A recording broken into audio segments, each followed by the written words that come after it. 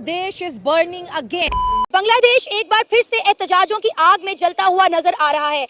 पाकिस्तान ने ये ऑफिशियली बोल दिया है कि हम बांग्लादेश को सपोर्ट करेंगे। 20 जनवरी 2025 को ट्रंप ने अमेरिका की सत्ता क्या संभाली, जैसे पूरे विश्व में भूचाल आ गया। सबसे पहले तो सबकी एड बंद की और फिर इलीगल इमिग्रेंट, उसके बाद टैरिफ। जो बिडेन के बहुत से फैसलों पर कैंची चलाकर ट्रंप ने यह दिखा दिया कि अब सत्ता बदल गई है। उनके फैसलों से बहुत से देशों में दहशत का माहौल है। 5 अगस्त 2024 में बांग्लादेश का तख्ता पलट हुआ था, जिसका जिम्मेदार तत्कालीन अमेरिकी राष्ट्रपति जो बिडेन को ठहराया जा रहा था। इसीलिए अमेरिका में ट्रंप के आने के बाद बांग्लादेश में मोहम्मद यूनुस की उल्टी गिनती शुरू हो गई। पहले बांग्लादेश की एड बंद की और फिर टैरिफ की वजह से उसका टेक्सटाइल बिजनेस ठप हो रहा है। करीब 170 टेक्सटाइल फैक्ट्रीज को बंद कर दिया गया है। आज 40,000 से भी ज्यादा लोग बेरोजगार हो गए हैं। अब हालात ये हो गए हैं कि जो युद्ध शेख हसीना के खिलाफ था, वो अब मोहम्मद यूनुस के खिलाफ सड़कों पर उतर आया है। आज बांग्लादेश के हालात को काबू कर पाना बहुत मुश्किल हो गया है। आइए सुनते हैं बांग्लादेश के नए हमदर्द पाकिस्तानियों का इस पर क्या कहना है। अब ये जो स्टूडेंट्स इन्होंने भी जाहिर बात है ये कहा था कि हमने 2 आज़ादियाँ ली हैं। 1971 में हमने पाकिस्तान से ली थी और सेकंड 5 अगस्त 2024 को हमने शेख हसीना रिजीम से ली थी। अब ये वही एक्सपेक्ट कर रहे थे कि जो कि 71 में हुआ था कि उसके बाद जो अवामी लीग के जितने भी लोग थे वो आला पोस्टों पे चले गए, उनके जो लवाकिन थे वो आला पोस्टों पे चले गए, गवर्नमेंट की तरफ से उनको बहुत ज़्यादा नवाजा गया, वो इंडस्ट्रियलिस्ट सेटअप में आ गया, वो ब्यूरोक्रेसी में आ गए। वो लोग जो हकीकी मानों में ब्यूरोक्रेसी के काबिल भी नहीं थे, जो सिविल सर्विस के काबिल भी नहीं थे, उनको भी नवाजा गया सिर्फ गवर्नमेंट की तरफ से। और दूसरी बात ये थी कि उस वक्त वो लोग जो कि इंजर्ड थे, जो जख्मी थे, उनको बेहतर सहूलियात दी गई थी जितना उस वक्त हालात जो थे, जो मुमकिन था, जो उनके नुकसानात हुए थे, माली नुकसानात थे, जानी नुकसानात थे, उनका अजाला किया गया था। अब ये स्टूडेंट जो है जो इस सिस्टम को इक़्तिदार में लेके आए हैं, जारी बात है नेचर भी यही एक्सपेक्ट करती है। अगर मैं भी हूँ, मैं भी बात करूंगा तो मेरी भी एक्सपेक्टेशन यही होगी जिनकी बदौलत आप लोग इक़्तिदार में आए हैं, कम से कम वो लोग जो शहीद हो गए या जो मारे गए इस दंगे फसाद में, इसके इनकलाब में, उनके लिए, उनके लवाकिन के लिए मैंने नहीं सुना कि बांग्लादेश की गवर्नमेंट ने या मोहम्मद यूनुस की गवर्नमेंट ने ऐलान किया हो कि वो 1200-1400 लोग जो थे, जो शहीद हो गए थे, उनके लवाकिन को हम लोग नौकरियां देते हैं, उनके लवाकिन को हम लोग जो है 15 लाख 20 लाख रुपया उनको दियत के तौर पर या रियासत की तरफ से दियत देते हैं ताकि वो अपने मामला को बेहतर। ऐसा नहीं हुआ। और दूसरा इसमें जुल्म बड़ा सितम ये हुआ कि वो लोग जो कि जख्मी थे, उनको किसी किस्म का कोई इलाज मुआवजे की सहूलत जो वो भी मुयसर नहीं थी। वो हॉस्पिटल जो कि रियासत के बेहतरीन हॉस्पिटल थे, रियासत की तो ये जिम्मेदारी थी ना कि उन लोगों को एक स्पेशल स्टेटस दिया जाता, स्पेशल ट्रीटमेंट दिया जाता। उनके घाव अभी तक नहीं भरे, जो कि 5 अगस्त के बाहर हम कॉरिडोर में हमारे नौजवान पड़े हुए हैं जिन्होंने सीनों पे गोलियां खाई हैं, बाजू पे गोलियां खाई हैं, उनकी आंखों में गोलियां लगी हुई हैं और उनका इलाज ही नहीं करवाया जा रहा। वो लोग दर्द से चीख रहे हैं और वहाँ पे कोई उनकी आवाज सुनने वाला नहीं। बहुत बड़ी तादाद में जो है स्टूडेंट मोहम्मद यूनुस के घर के बाहर पहुंच गए हैं, प्रोटेस्ट कर रहे हैं। जिस तरह शेख हसीना के घर के ऊपर उन्होंने धावा बोला, तो उस तरह मोहम्मद यूनुस के घर पर धावा बोलने की कोशिश की जा रही है, उनके घर में घुसने की कोशिश की जा रही है। बांग्लादेश के जो क्राइसिस है वो बढ़ते चले जा रहे हैं। इसमें इंडिया पे क्या इफेक्ट पड़ेगा और पाकिस्तान पे क्या पड़ेगा, ये भी हमें डिस्कस करना बहुत ज्यादा जरूरी है। देखिए, इसमें एक्सटर्नल फैक्टर्स भी हैं। इनकलाब के बाद फिर एक इनकलाब होता है, ठीक हो गया। आपका हमेशा एक आपकी जो हुकूमत की तब्दीली होती है ना, ये इल्म सियासियात में जो एक कॉन्सेप्ट आया था ना इलेक्शन का, ये बड़ा मैं कहता हूँ कि माइंड ब्लोइंग कॉन्सेप्ट था कि रियासतों को या हुकूमत की तब्दीली जो है ना वो वोट के जरिए, अवामी राय के जरिए की जाए तो वो एक लंबे अरसे तक चलती है। बांग्लादेश जो है वो पाकिस्तान का सच्चा दोस्त है या इंडिया का? बांग्लादेश तो पाकिस्तान का दोस्त हो नहीं सकता है। वो क्यों? देखो, जब 1971 में पहला जंग हुआ था, हाँ। तो इसमें इंडिया वाले उसके साथ मिले हुए थे। अच्छा। अभी इंडिया का वो खास दोस्त था। हाँ। इंडिया ने उसमें कितना जो है ना इन्वेस्टमेंट किया है। ठीक है। ठीक है। अभी एकदम हाँ। जो ये पाकिस्तान का किस तरह दोस्त बन सकता है? हाँ। मैं तो हैरान हूँ। तो यही तो बड़ा चेंज आया ना। किस चीज में?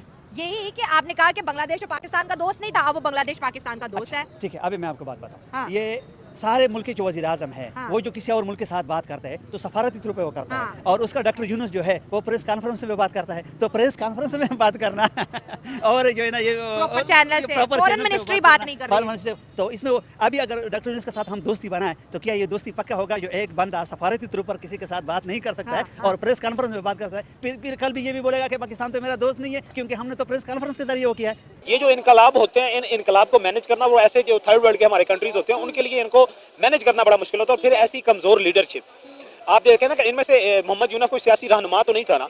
अब इनके पास कोई भी ऐसा बंदा नहीं है अभी मौजूदा सेटअप में जिसकी बांग्लादेश मेजोरिटी में, आप ये कह लें कि मेजोरिटी, आप इवन के 50% भी कह लें कि कोई भी, आप 30% कह लें वोटिंग में, कोई भी ऐसी मेजोरिटी, कोई भी ऐसा बंदा नहीं है जिसके राय का एहतराम करें, जिसकी बात को माना जाए, जो कि कौम को मुत्तहिद कर सके, वो कोई भी नहीं। क्योंकि अगर पड़ोसी मुल्क के अंदर गुर्बत होती है, जैसे ये स्ट्राइक की बात करें तो इन्होंने पहले जो है पास की फैक्ट्रीज में आग लगाना शुरू कर दी, फिर जो है पब्लिक ट्रांसपोर्ट को आग लगाना शुरू कर दिया। कभी जो है ढाका कॉलेज के जो है स्टूडेंट आग लगाना शुरू हो जाते हैं, प्रोटेस्ट करते हैं, तो कभी ढाका यूनिवर्सिटी के करते हैं, अब ये फैक्ट्री वाले भी आ गए हैं। तो अब ऐसा लगता है कि जो इन्वेस्टर हैं वो तो बांग्लादेश जाने से पहले 100 दफ़ा सोचेंगे कि भाई यहाँ के जो लोग हैं, कभी अडानी कहते हैं मैं आपकी बिजली काट दूंगा, आपने मेरा बिल नहीं दिया हुआ, तो जिसका टका इतना स्ट्रॉन्ग था अब वो टका ऐसे लग रहा है कि वो भी IMF के दरवाजे पे खड़ा होने वाला है। गुजारिश है 3-4 क्वेश्चन इकट्ठे हो गए, मैं वन बाई वन एड्रेस करता हूँ। हाँ। सबसे पहला तो रीजनलिज्म की, आपने रीजनल स्टेबिलिटी की बात की कि जो रीजन्स में 7 नेबरिंग कंट्रीज़ हैं, पर्टिकुलरली इंडिया, पाकिस्तान, इनके ऊपर क्या उसके इम्पैक्ट्स होंगे। तो मैडम बिल्कुल केवन ब्लोर रीजनल एक्सपर्ट हैं यूरोपियन, तो जब तक रीजनल स्टेबिलिटी नहीं होती तब तक आप डोमेस्टिक स्टेबिलिटी नहीं ला सकते, तो इम्पैक्ट तो पड़ेगा। दूसरा बात जो वो कर रही हैं कि वो FDI नहीं अट्रैक्ट कर सकेंगे या पर्टिकुलरली इन्वेस्टर्स जो हैं वो नहीं अट्रैक्ट कर सकेंगे, तो ये तो ऐसा मेरा नहीं ख्याल कुछ भी है, क्योंकि बंगला का जो है ना ease of doing business index में उनकी रैंकिंग है वो आज भी काफ़ी ऊपर खड़ी है। ठीक है, हाँ।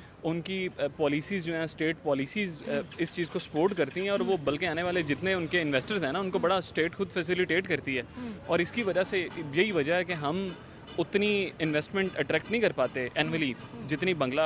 हॉस्पिटल की सिचुएशन आपने ये देखी कि चेयर्स तक नहीं है, स्ट्रेचर्स नहीं है, वहाँ पे बेड नहीं है, लोगों को जो इंजेक्शन या ड्रिप्स वगैरह लगी हुई हैं वो हाथ से पकड़ के वहाँ पे बगैर स्टैंड के उनके लवाकिन जो उन्होंने लगाया हुआ है।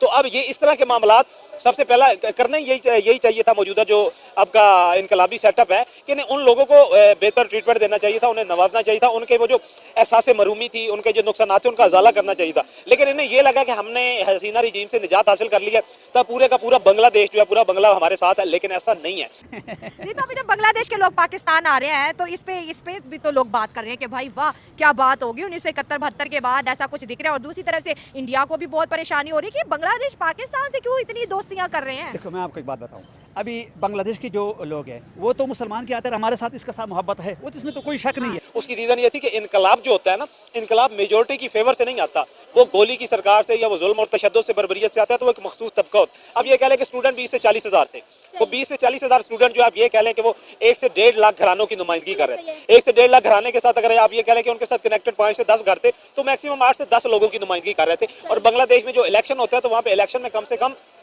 12 से 14 लाख वोट जो है वोटर वोट कास्ट करते हैं, और उसके बाद जो गवर्नमेंट आती है। तो अब 10 लोगों की फेवर हुकूमत जो है उसको आप ये कहें कि वो अवाम की उमंगों में पूरा उतरेगी, तो वो नहीं उतरेगी। इंडिया इन्वॉल्वमेंट 1971 में ना करता तो कभी भी जो है बांग्लादेश नामक मुल्क ना बनता। बिल्कुल ऐसे ही है मैडम, इंडिया ने बड़ा जो है ना वो पर्टिनेंट रोल प्ले किया था, लेकिन इंडिया के साथ साथ काफ़ी सारे और महरक़ात थे, इकनॉमिक डिस्पैरिटीज़ थी, पॉलिटिकल डेडलॉक था, कॉन्स्टिट्यूशनल डेडलॉक था, हम काफ़ी सारे उनकी रिप्रेजेंटेशन का मसला था, लिंग्विस्टिक इशू थे, एथनिक इशूज़ थे, माइनर चैलेंजेस थे ना मैम, बिल्कुल, जिनकी वजह से वो बन के रहा। और काफ़ी सारे बेसिकली ऐसे समझ लें कि ताली एक हाथ से नहीं बचती, दोनों हाथों से, दोनों तरफ से जो है ना जब वो। हमने ख्वाब देखा था पाकिस्तान का कि मशरकी और मगरबी जो हिंदुस्तान है उसको पाकिस्तान बना दिया जाए, तो जब डिवीजन हो रही थी तब हमने क्यों नहीं सोचा कि भाई ये जो मशरकी पाकिस्तान है और मगरबी, इनका तो कनेक्शन आपस में हो ही नहीं रहा, बीच में इंडिया लिंक कर रहा है। ये ख्वाब जी बिल्कुल 1930 का इलाहाबाद एड्रेस इलामा इकबाल का उठा लें, या जितनी भी इनकी रिपोर्ट्स थी, जो कायदे आज़म भी फेडरल स्टेट चाहते थे, फेडरेशन यही था।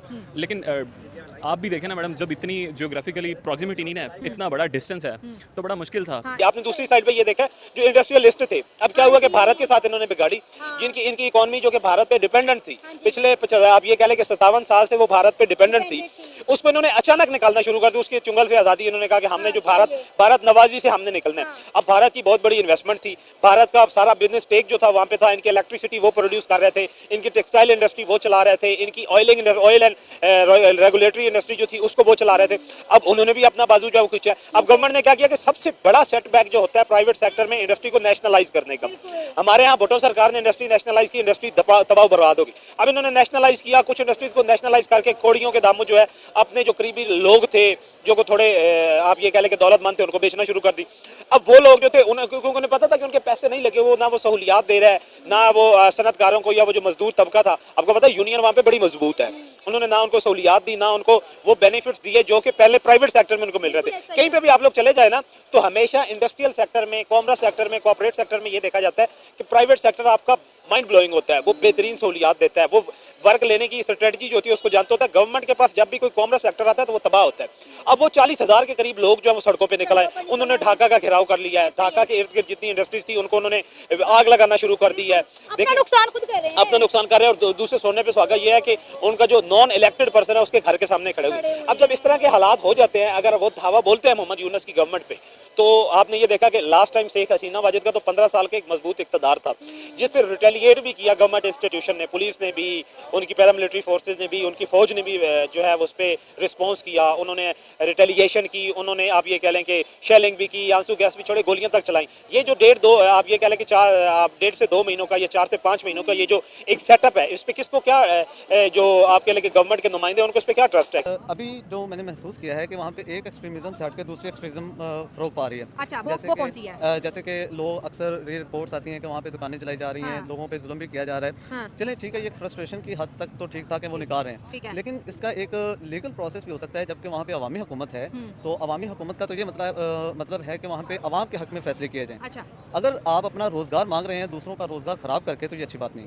मौजूदा हालात में इंडिया के साथ अपने ताल्लुकात बेहतर करने। सर, इसमें तो कोई दूसरी राय है ही नहीं कि बांग्लादेश को इंडिया के साथ ताल्लुकात बेहतर करने चाहिए और हर हाल में करने चाहिए। आप देखें कि इंडिया ने अपना रिसेंटली 2025 और 26 का बजट अनाउंस किया है, उसमें भी इंडिया ने बांग्लादेश को 120 करोड़ का जो है वो बजट दिया है। और ये कुछ छोटी अमाउंट नहीं। एक तरफ पाकिस्तान जो है वो कह रहा है कि हाँ बांग्लादेश के साथ करें, दूसरा इंडिया जो है बांग्लादेश को सपोर्ट कर रहा है फाइनेंशियली। तो वाकई में मुझे लगता है कि इंडिया की मदद के बगैर बांग्लादेश का सर्वाइव करना बहुत मुश्किल हो जाएगा, क्योंकि वो मुल्क है जिसने 1971 की जंग में भी बांग्लादेश को सपोर्ट किया और उसके बाद इतने साल बांग्लादेश जो है वो इंडिया की गोद में जाकर बैठा रहा, इंडिया को अपने मकासद के लिए इस्तेमाल करता रहा और बाद में इंडिया को कह दिया कि हमें आपकी जरूरत ही नहीं है। देखें, यही बात है ना कि आप ये देख लें कि इंडिया ने तो बांग्लादेश के जो पुराने ताल्लुकात थे उनका लिहाज रखते हुए उन्होंने बजट, उनके लिए सेपरेट बजट 120 करोड़ 120 करोड़ को छोटी रकम नहीं है, वो भी अनाउंस किया उनके साथ। अब ये कहता मैं अक्सर कहता हूँ कि इंडियन बांग्लादेशी ब्यूरोक्रेसी जो है ना, या जो सिस्टम में बैठे हुए लोग हैं, उन्हें पता है कि हम इंडिया के खिलाफ मौजूदा हालात में व्हाट्सएवर फ्यूचर में जाके उनके जो भी हालात हैं, मौजूदा हालात में हम इंडिया के साथ नहीं लड़ सकते,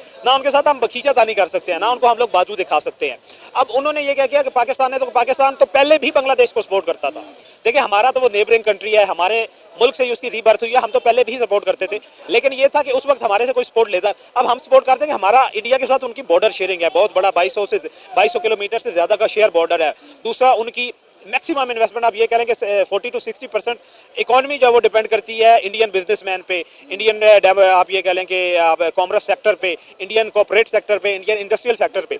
तो उसको जब ये हाथ दिखाएंगे तो जाहिर बात है। अब ये क्या है कि वो लोग जो कि फेवर में थे उस वक्त इंडिया की, वो लोग जिन्हें इंडिया की रहनुमाई में या इंडिया की सपोर्ट में एक बेहतर निज़ाम जिंदगी मिला हुआ था, वही लोग अब सड़कों पे आए हुए हैं। उन्हें नजर आ रहा है कि जो मौजूदा रिजीम है ये हमारे लिए बेहतर नहीं साबित हो रहा, ये उल्टा हमारे हालात बिगाड़ेगा, हमारे हालात सुधारेगा नहीं। इन्होंने ये तख्ता पलट तो कर लिया, हसीना ने ये लगा कि अपोजिशन ने कहा कि हम लोग शेख हसीना वाजिद के मजालिम से हमने निजात ले ली है, लेकिन जो कॉमन पब्लिक होती है ना, कॉमन पब्लिक को मैनेज करना जो होता है वो एक डेमोक्रेटिक गवर्नमेंट और डेमोक्रेटिक माइंडसेट का होता है। वो पाकिस्तान किसी के साथ भी दोस्ती का हाथ बढ़ाता है तो इंडिया को बहुत बड़ा तकलीफ होता है। बिगड़े हुए लोग अगर ये मोहम्मद यूनुस के घर में घुस जाते हैं तो फिर असल वही होगा जो शेख हसीना वाजिद का हाल हुआ था, वही होगा। फिर मिलिट्री वाले यही कहेंगे कि आपके पास भी आधा घंटा है, आप भी निकल जाएं, तो हम दूसरा सेटअप जो है वो लेके आते हैं। अभी भी अगर बांग्लादेश चाहता है कि हमारे यहाँ निज़ाम जो है वो चले, तो बांग्लादेश को फिल फॉर इलेक्शन की तरफ जाना चाहिए।